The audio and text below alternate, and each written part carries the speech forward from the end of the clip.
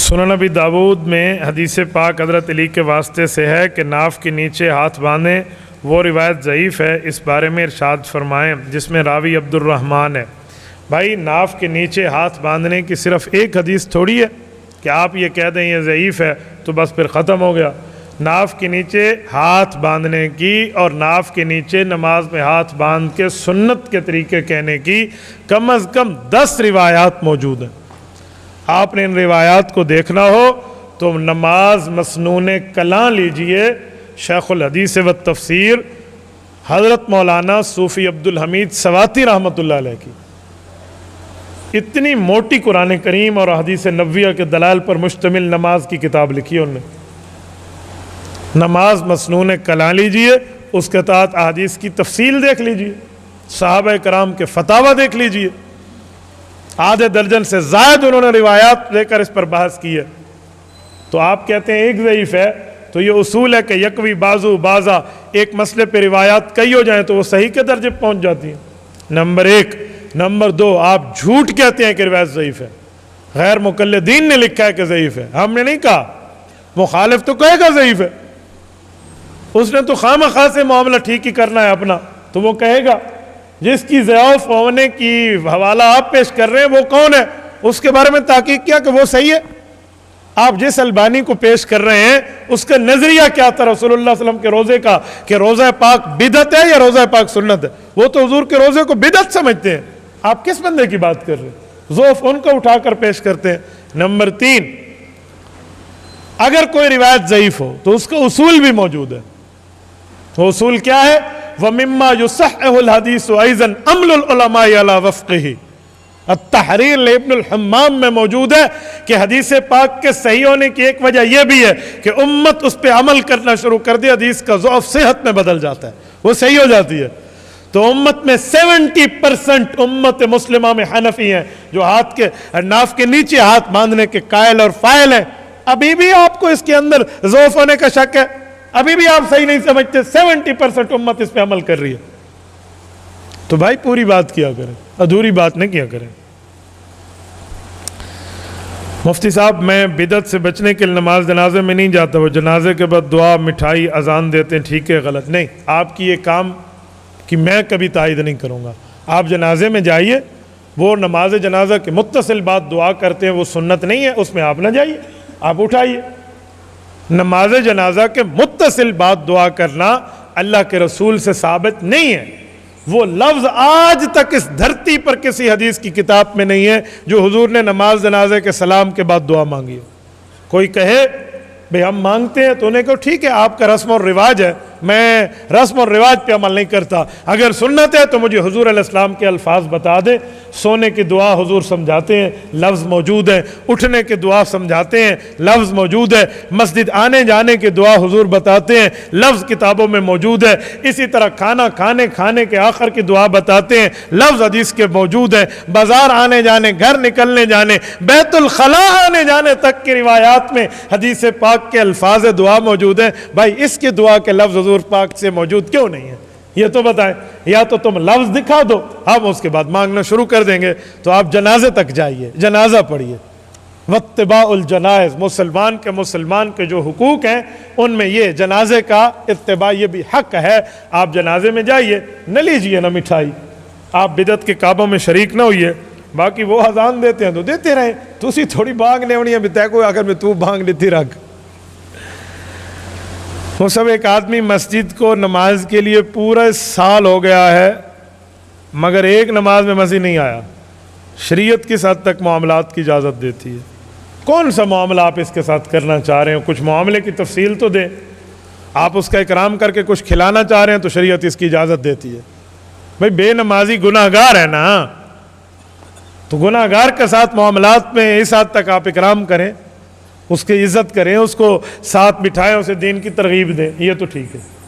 لیکن بے نمازی کی نحوست ہوگی، یہ بات ذہن میں رکھیں۔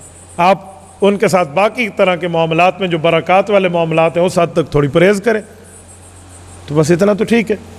رشتہ کر رہے ہیں تو اسے نماز کی ترغیب دیں، کیونکہ رشتے میں پہلے دین دیکھا جاتا ہے، اور دین میں بنیاد نماز ہے۔ جس کی نماز ہی نہیں ہے تو وہ رشتے کی کیا دین کی پرواہ کرے گا؟ اس طرح کے معاملات سے بچیں، اسے سمجھائیں تاکہ وہ توبہ کرے۔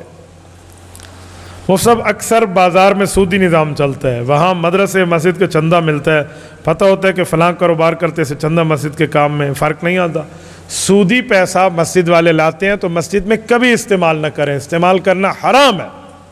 مدرسے والے سودی پیسہ لاتے ہیں تو سودی پیسہ حرام ہے، لیکن میری معلومات کی حد تک اہل حق کی مساجد اور مدارس کبھی سودی پیسہ نہیں لیتے، کبھی بھی سودی پیسہ نہیں لیتے، کبھی بھی، میری معلومات کی حد تک منیمم بھی میں نہیں جانتا۔ ہاں پتہ نہ ہو کوئی دے دے تو بھائی، پتہ نہ ہو کوئی گدی کا دودھ بیچ رہا ہو، حراموں سے گائے کا سمجھ کے لے آئے تو آپ چائے بنا کر پی جائیں، آپ پہ گناہ نہیں ہے، تو مولوی کے اوپر کیوں آپ ڈنڈا اٹھائے ہوئے ہیں؟ مولوی کو پتہ نہیں، ہاں یا تو بتائیں اسے ثابت کرے۔ آپ کہتے ہیں کاروبار بازار میں سودی چلتا ہے، ہر بندہ سودی کاروبار نہیں کرتا بھائی، مسلمان بھی بیٹھے ہیں، صرف سودی نہیں بیٹھے۔ میری معلومات کی حد تک عام بے نمازی مسلمان بھی سود سے بچتا ہے، کہتے ہیں 70 مرتبہ ماں سے زنا کے مترادف ہے۔ تو بھائی جو سود کرتا ہے نہ اس کا چندہ لے نہ اس کے گھر دعوت کھائے، بس اسی لیے اس سے بچے۔ حضرت فیس بک پہ بہت سے لوگ علماء سے اختلاف اور گالی دیتے ہیں، اس کے بارے میں آپ، علماء کرام کو گالی دینا کس وجہ سے ہے؟ پتہ نہیں، میں تو حیران ہوں۔ مولوی کو ان کے گھر کا آٹا مانگ کے لے گیا ہے، یہ وجہ مولوی سے اس کی داڑھی پگڑی پر نفرت ہے اور کچھ بھی نہیں ہے۔ تو جو علماء گالیاں دیتا ہے اس سے سمجھانے کی حد تک تعلق رکھیں، اور اگر آپ کو یقین ہے کہ میرے سمجھانے سے ادھر آئے گا تو کریں، اور اگر آپ کو یقین ہے کہ میرے سمجھانے سے نہیں آئے گا تو پھر اپنی فکر کریں، اس کو چھوڑیں۔ حضرت مولانا رشید احمد گنگوہی رحمۃ اللہ علیہ فرماتے ہیں کہ جو علماء کرام کو گالیاں دیتے ہیں مجھے خطرہ ہے کہ اس کا خاتمہ بالایمان سے محروم نہ ہو جائے۔ پتہ نہیں کس بنیاد پہ نبی کے ورثاء کو لوگ گالیاں دیتے، میں تو بہت حیران ہوں، علم کی بنیاد پہ گالی کیوں دیتے ہیں؟ یا کوئی غلطی ہے تو وہ غلطی بتائیں بھائی، اس کی غلطی کی اصلاح کریں۔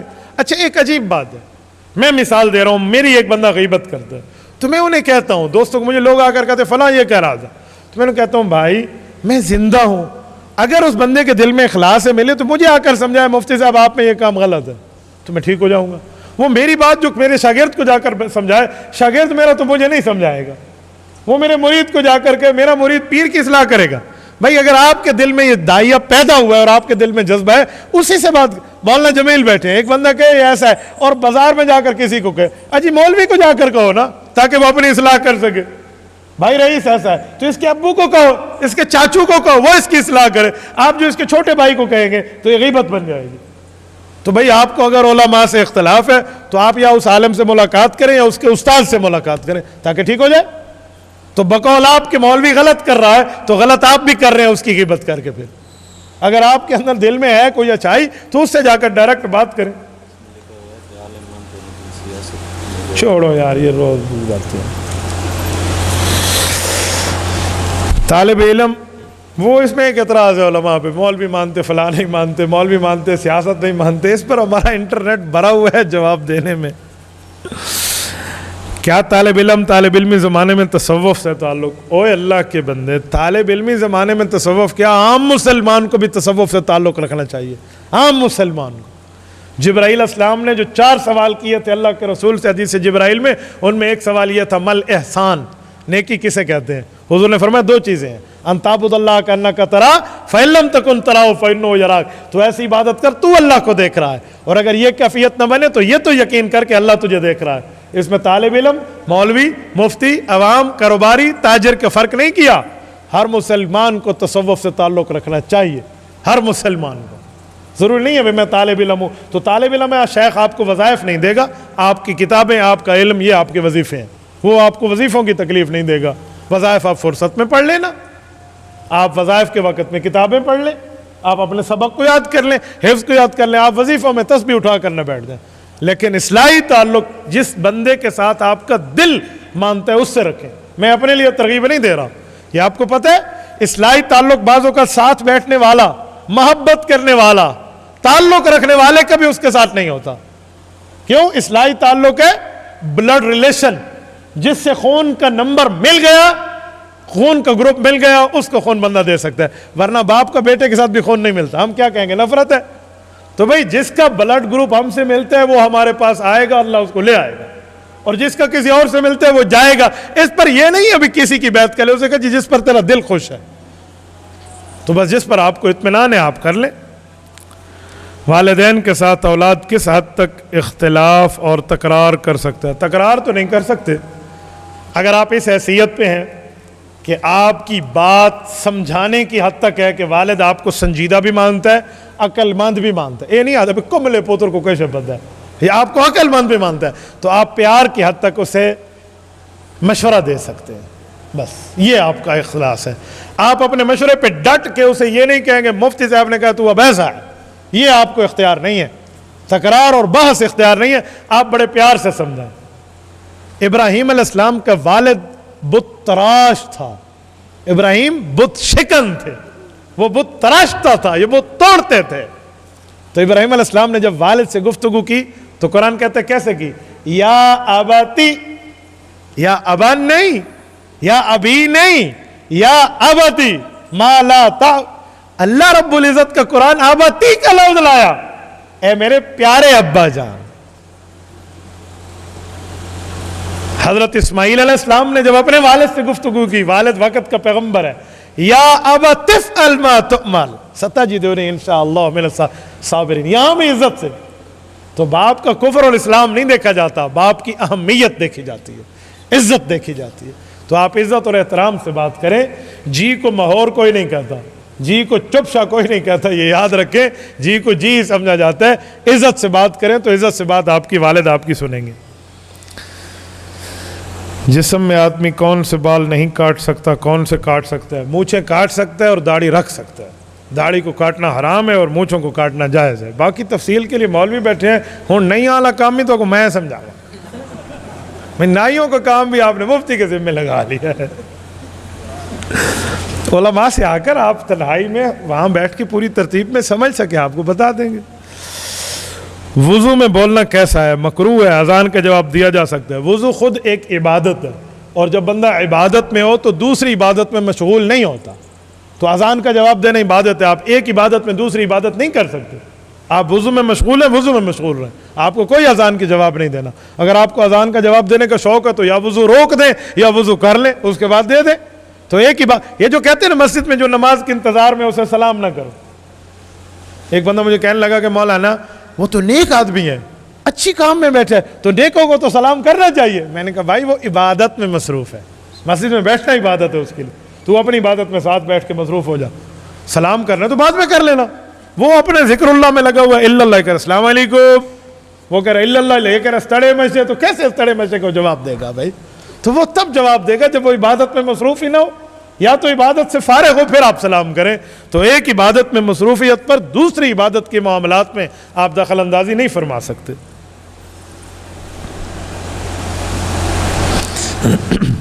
معدے کی بیماری کے لیے کوئی وظیفہ فرما دیں۔ معدے کی بیماری کے لیے یہی وظیفہ ہے کہ کھانا احتیاط کے ساتھ کھائیں۔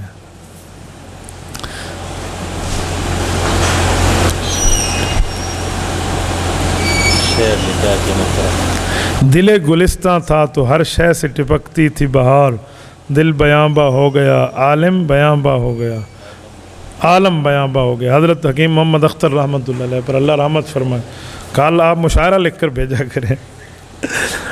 السلام علیکم، امام کے پیچھے بالکل معززین کا کرسی پر بیٹھنا کیسا ہے؟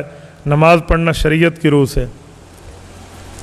کرسی پر بیٹھ کر نماز ہو جاتی ہے، امام کے پیچھے بیٹھیں پھر بھی ہو جاتی ہے، لیکن مناسب ہے کہ کسی کونے میں بیٹھیں تو بہتر ہے۔ یہ نہیں ہے کہ کرسی اگر مسجد کے صف کے درمیان میں آ گئی تو نماز نہیں ہوتی، یوں نہیں ہے۔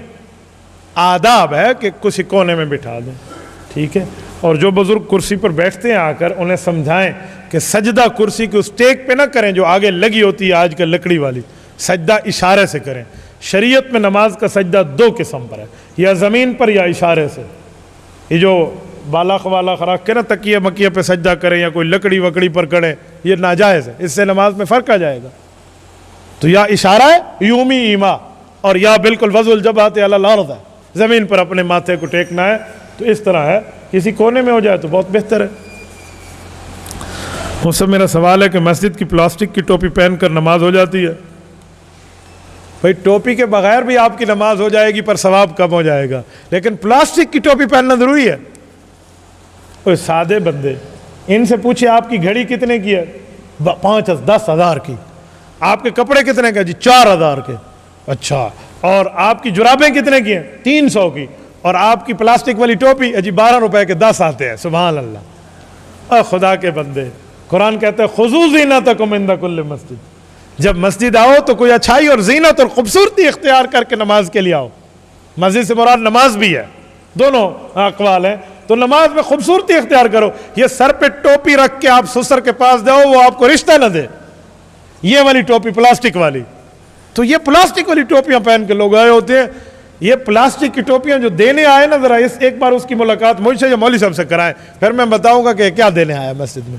سارا ایسے ڈرامہ, اعلیٰ سے اعلیٰ کپڑا. جراب کی قیمت زیادہ ہوتی ہے, اس پلاسٹک کی ٹوپی کی قیمت اس سے کم ہوتی ہے. تو بھائی پاؤں کی عزت آپ نے سر سے زیادہ بنا دی ہے. ہم نے جو سر پہ یہ پگڑی باندھی ہے نا, ہمارے اکابر فرماتے ہیں یہ سر اٹھانے کے لیے باندھی ہے, سر جھکانے کے لیے نہیں باندھی, سر اٹھا کر زندہ رہنے کے لیے, عزت کے لیے باندھی ہے. راستے میں آتے ہو میں ان کو کہہ رہا تھا کہ ہمارے وزیرستان کے علماء پیلی پگڑی پہنتے ہیں, اسے عزت پگڑائے کہتے ہیں وہ. تو بھئی سر کی چیز تو عزت ہوتی ہے, آپ نے عزت کو اس پلاسٹک میں بدل دیا. تو یہ میں سمجھتا ہوں یہ نماز کے ساتھ مذاق ہے, یہ دین کے ساتھ کوئی مذاق ہو رہا ہے. بھائی آپ یا تو ٹوپی رکھے اپنے جیب میں, آپ سر پہ کریں, ورنہ ہر وقت سر پہ کپڑا ڈھکنے پہ کون سا عذر مانے ہے؟ بال خراب ہوتے ہیں, یہی وجہ ہے سر پہ ٹوپی نہیں رکھتے. لاؤ رسول اللہ صلی اللہ علیہ وسلم جیسے بال کس کے تھے؟ اللہ کے رسول تو سر پر ٹوپی اور پگڑی رکھا کرتے تھے. صحابہ اور اہل بیت جیسے بال کس کے تھے؟ کیسی بات کر رہے ہو؟ اگر آج تمہارے بال خراب ہوتے, تم نے سر سے ٹوپی اتار دی, کل عورت سر پہ دوپٹہ اتار دے, وہ کہے میرے بھی خراب ہوتے اور تیرے بال سے میرے بال تو بڑے ہیں, پھر اسے دوپٹہ اتارنے کی آپ اجازت دے دیں گے؟ اپنی بیوی کو دے دیں گے؟ کیسی بات کر رہے ہیں بھائی؟ اسے اسلام کا حکم آپ بتائیں گے بھائی سر پہ دوپٹہ رکھ, تو بھئی آپ سر پہ ٹوپی کیوں نہیں رکھتے؟ اور ایک بات کہوں, یہ پانی کے سر کے اوپر ٹوپی ہے یا نہیں ہے؟ پانی ڈھکا ہوا ہے, کیوں؟ اس میں کوئی غلط چیز نہ جائے. جب آپ کا سر ڈھکا ہوا ہوگا اس میں بھی کوئی غلط چیز نہ جائے. نہیں سمجھے؟ ڈھکا ہوا ہے, عزت کی چیز ہے. ہر کتاب کو ڈھکا ہوا نہیں ہوتا, غلاف صرف کس پر ہوتا ہے؟ قرآن کریم پر. ہمارا دماغ بہت افضل چیز ہے بھائی, اس کو کور میں رکھا گیا ہے. تو بھئی آپ کوئی چیز رکھیں, ایسے سر رنگا بندہ خواہ مخواہ سے گھومتا پھرتا ہے, سر کو ڈھانک کر چلنا سیکھیں بھائی. چلیں, السلام علیکم. اچھا یہ تو ہو گیا مجھے, وعلیکم السلام. کوئی اور دو. برائلر مرغی کھانا حلال ہے یا حرام ہے؟ چوزا حرام نہیں ہے. جو میں نے کہا تھا نا کہ میں نہیں کھاتا, وہ تو میں آج تک کہتا ہوں کہ میرا ذوق ہے. فتویٰ نہیں ہے کہ آپ کو ہم کہہ دیں جی حرام ہے, ذوق بتایا, تو اس کو حرام کے درجے میں آپ نہ لے جائیں. ایک صاحب آپ کے حوالے سے کہہ رہے تھے حرام ہے, اس صاحب کو دلیل تو دے دے. کہاں ہے؟ ایسے ہی کہہ رہا تھا. تبلیغی جماعت کے حضرات کہتے ہیں ریونڈ میں ایک نماز کا ثواب 49 کروڑ ہے. اگر 1 لاکھ ہے, مدینے میں 50,000 ہے, تو ریونڈ میں 49 کروڑ ہے. جماعت والے جو نہیں کہتے ریونڈ میں 49 کروڑ ہے, آپ نے غلط بیانی سے کام لیا ہے. میں نے 4 ماہ لگائے ہیں جماعت میں, بات وہ کریں جو سچی ہو. قرآن کریم کہتے ہیں وَقُولُوا قَوْلًا سَدِيدًا, سچی بات کرنا سیکھو. جماعت والے کہتے ہیں اللہ کے راستے میں نکلنے کا ثواب کروڑوں ہے, وہ صرف ریونڈ کی بات نہیں کرتے. آپ غلط کہہ رہے ہیں. تو اللہ کے راستے میں نکلنے کا ثواب زیادہ بات ہے, زیادہ ہے. اللہ کا راستہ آپ تبلیغ میں جائیں, اللہ کا راستہ آپ حق کے جہاد میں جائیں, اللہ کا راستہ آپ علم دین پڑھنے جائیں, اللہ کا راستہ آپ آذان کے لیے جائیں. حضرت شیخ زکریا رحمہ اللہ فضائل تبلیغ میں لکھتے ہیں کہ جو مؤذن اذان دیتا ہے, جو علماء دلائل پیش کرتے ہیں, یہ بھی فی سبیل اللہ میں داخل ہے. تو بھائی ایک مؤذن اذان کے لیے آتا ہے, ایک امام نماز پڑھانے کے لیے آتا ہے, ایک طالب علم علم پڑھنے جاتا ہے, ایک بندہ جہاد فی سبیل اللہ کے لیے جاتا ہے, ایک اپنے دل کے اخلاص اصلاح کے لیے جاتا ہے, اور ایک بندہ دعوت و تبلیغ میں جاتا ہے. یہ سب اللہ کے راستے میں ہے, اور ان کو کروڑوں اربوں ثواب ہے. اس پہ تو کوئی انکار نہیں ہے. صرف ریونڈ کے ساتھ آپ مخصوص نہ فرمائیں. مجھے لگتا ہے جس بندے نے پرچی لکھی ہے وہ خود جماعت والوں کے ساتھ بیٹھا ہی نہیں ہے. وہ کسی دن بیٹھا ہوتا نا تو یہ بات نہ کرتے, اس نے سنی سنائی بات کی ہے. حضرت جی مولانا یوسف کاندھلوی رحمہ اللہ فرماتے تھے ہماری تبلیغی جماعت یہ دیکھ کر چلنے کا راستہ ہے, چل کر دیکھنے کا راستہ نہیں ہے. ساری میں الٹ کیا بیٹھا, چل کر دیکھنے کا راستہ ہے کہ چلو پھر دیکھو, دیکھ کر چلنے کا نہیں ہے کہ پہلے دیکھتے رہو اور پھر چلو. تو اس میں چل کر دیکھو پھر آپ کو سمجھ آئے. اس سے پچھلے مہینے آپ نے کہا تھا نماز جنازہ کے بعد حضور پاک علیہ السلام کو الفاظ یاد ہوں کسی کو نماز جنازہ کے بعد دعا والے تو بتائیں کہ نماز جنازہ کے بعد دعا نہیں ہے. تو مفتی صاحب نماز عیدین کے بعد دعا کہاں سے ثابت ہے؟ حدیث پاک سے ثابت ہے.